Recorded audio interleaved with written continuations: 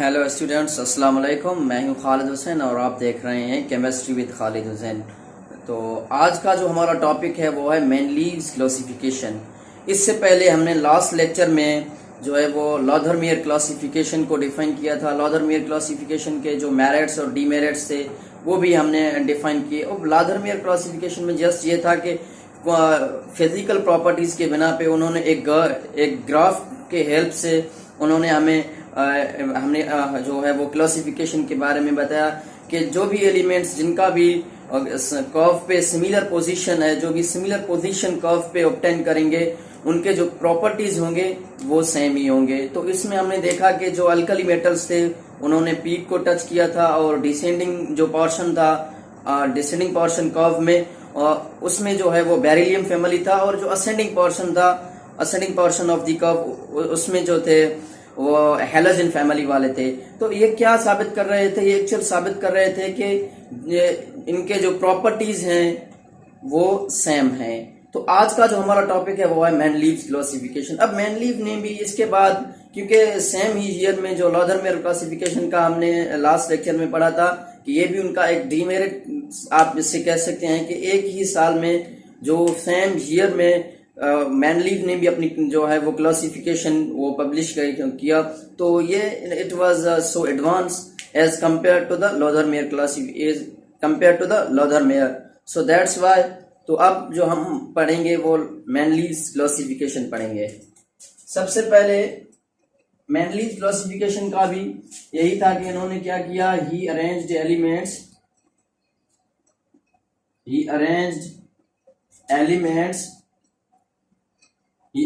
elements in the increasing order of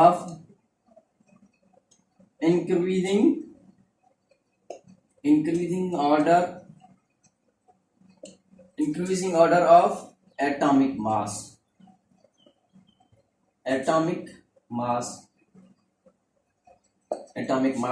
तो इन्होंने भी जो अपना जो क्लासिफिकेशन दिया वो भी एटॉमिक मास के बिना पे ही था कि एटॉमिक जो मास है वो उस हिसाब से इन्होंने अपने जो है वो क्लासिफिकेशन दिया। एलिमेंट्स का जो अरेंजमेंट था, इन्होंने एटॉमिक मास को एक फंडामेंटल कैरेक्टर लेकर इन्होंने अपना जो क्लासिफिकेशन दिया। इट मींस के जैसे हमने लास्ट लेक्चर में हमने डिस्कस किया था कि जिसका एटॉमिक मास कम वो सबसे पहले, उसके बाद में जो सेकंड था उसका पहले एलिमेंट से जो पहला एलिमेंट था उससे एटॉमिक मास कुछ ज्यादा था। तो इस हिसाब से मींस इंक्रीजिंग ऑर्डर में उन्होंने एलिमेंट्स को अरेंज किया। तो इन्होंने फंडामेंटल कैरेक्टर किसको लिया था? एटॉमिक मास को लिया था। जो आपको पता है कि जो मॉडर्न पीरियोडिक टेबल है वो एटॉमिक नंबर के बेस पे ही है। मॉडर्न पीरियोडिक टेबल जो है वो एटॉमिक नंबर के बेस पे है, जो कि हम जो है वो नेक्स्ट लेक्चर में कोशिश करके पढ़ेंगे इंशाल्लाह। तो ये था कि इन्होंने जो अपना क्लासिफिकेशन दिया वो एटॉमिक मास के बिना पे दिया। तो इसके अलावा इन्होंने पीरियड्स और जो ग्रुप्स थे उनका भी कॉन्सेप्ट दिया। ही अरेंज्ड एलिमेंट्स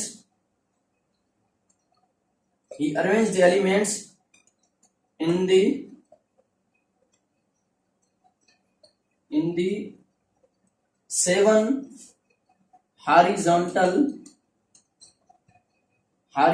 rows, जिसे आप पीरियड कहते हैं, horizontal rows, periods and 8 vertical columns, 8 vertical columns called groups। तो इन्होंने जो अपना अरेंजमेंट दिया, इन्होंने क्लासिफिकेशन जिस बिना पे दिया वो एटॉमिक मास के बिना पे दिया। तो इन्होंने क्या किया कि जो भी उस टाइम में एलिमेंट्स थे, इन्होंने उस एलिमेंट्स को जो है वो 7 पीरियड्स में जो है वो रखा और 8 वर्टिकल कॉलम्स जिसे आप ग्रुप कहते हैं उसमें रखा। टॉप टू बॉटम भी हम इसे कहते हैं, जो कि वर्टिकल कॉलम्स है, इसे हम टॉप टू बॉटम भी कहते हैं। Top to bottom.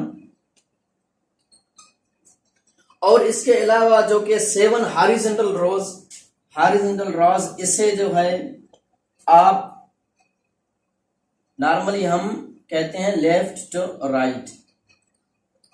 Left left right. तो उन्होंने अपना जो पीरियडिक टेबल दिया उसमें भी 7 पीरियड्स थे और 8 जो थे वो ग्रुप्स थे। तो हम एक और चीज को यहाँ डिफाइन करेंगे जिसके बेस पे जो है मैनलीव ने अपना जो क्लासिफिकेशन दिया था। तो ये इनका मतलब कि इस इनके क्लासिफिकेशन का जो मतलब कि आप कह सकते हैं कि दैट वाज अ की पॉइंट इन हिज क्लासिफिकेशन। तो अब हम उसको समझेंगे जिसे पीरियडिक लॉ कहते हैं। Periodic law,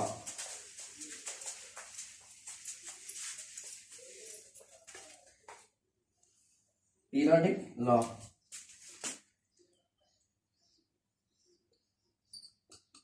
periodic law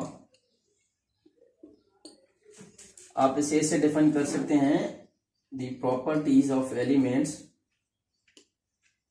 the properties of elements are the periodic function of their atomic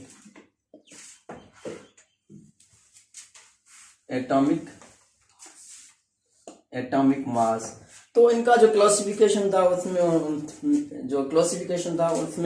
उन्होंने एक पीरियडिक लॉ का कॉन्सेप्ट दिया। अब पीरियडिक लॉ क्या है? The properties of the elements are the periodic function of their atomic weight. इसके कहने का मतलब है कि जब आप एटॉमिक वेट के बेस पे जब आप जो है एलिमेंट्स जो है उनको जब क्लासिफाई करेंगे, एलिमेंट्स को एटॉमिक बेस पे इंक्रीजिंग ऑर्डर पे जब आप रखेंगे तो सर्टेन पॉइंट के बाद जो प्रॉपर्टीज होंगे वो रिपीट होंगे।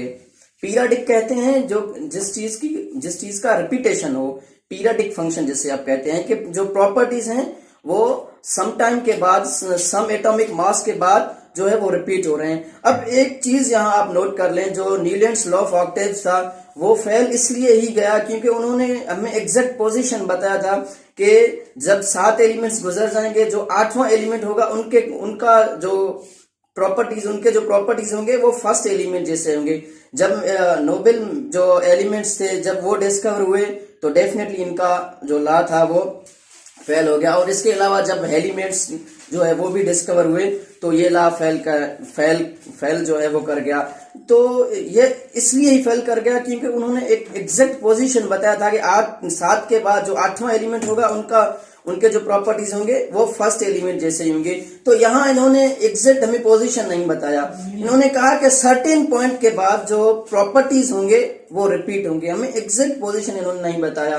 तो ये इनका जो था वो पीरियडिक लॉ था कि प्रॉपर्टीज जो हैं वो सर्टेन एटॉमिक मास के बेस पे, सर्टेन एटॉमिक मास के बाद जो प्रॉपर्टीज हैं वो रिपीट होंगे, जैसे हम पीरियडिक फंक्शन कहते हैं कि properties gets repeat after certain atomic mass. तो एग्जैक्ट पोजीशन इन्होंने हमें नहीं बताया कि कितने एलिमेंट्स के बाद जो प्रॉपर्टीज होंगे वो रिपीट होंगे, क्योंकि ये काफी हद तक सही भी था कि एलिमेंट्स जो होंगे वो और जो न्यू एलिमेंट्स होंगे वो भी डिस्कवर होंगे।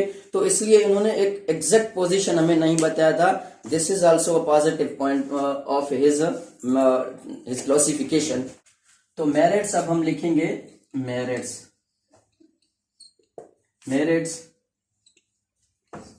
First point, he left certain gaps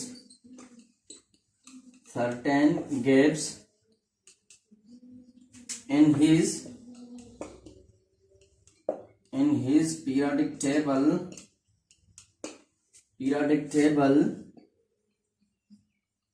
for the elements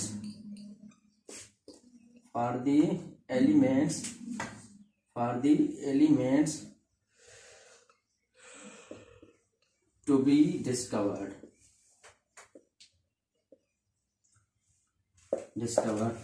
तो सबसे पहले मेरिट इसका ये भी था कि इन्होंने सर्टेन गेप्स जो है वो छोड़े हैं, जो एलिमेंट्स अभी डिस्कवर भी नहीं हुए थे। तो उस टाइम में जो एलिमेंट्स अभी डिस्कवर भी नहीं हुए थे तो उनके लिए इन्होंने अपना जो पीरियडिक टेबल था उसमें इन्होंने जो है वो वैकेंट स्पेसेस छोड़े थे। तो this is first merit. And now second one is he also predicted the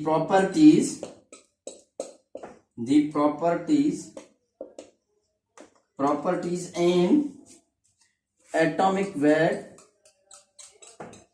and atomic weight for undiscovered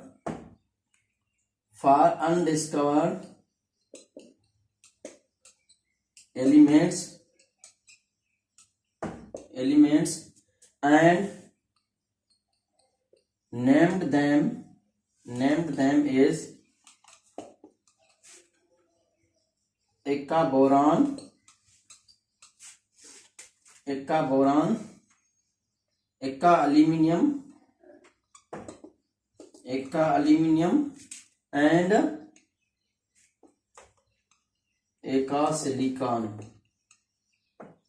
तो this one is second point कि इन्होंने क्या किया कि इन्होंने गैप्स तो पीरियोडिक टेबल में छोड़े हैं, लेकिन इसके अलावा इन्होंने क्या किया कि जो एटॉमिक वेट था और जो उनके प्रॉपर्टीज थे वो भी इन्होंने पहले से ही प्रेडिक्ट किए कि ये जो एलिमेंट डिस्कवर होगा इनके प्रॉपर्टीज ये होंगे, इनका जो है एटॉमिक वेट जो है वो ये होगा, तो ये भी इन्होंने किया। इन एडिशन टू दैट इन्होंने नाम्स भी पहले ही सजेस्ट जो है वो किए हैं। तो this one is outbreak, I think so. तो नाम जो थे वो इन्होंने कहा एका बोरान, एका एल्यूमिनियम और एका सिलिकॉन।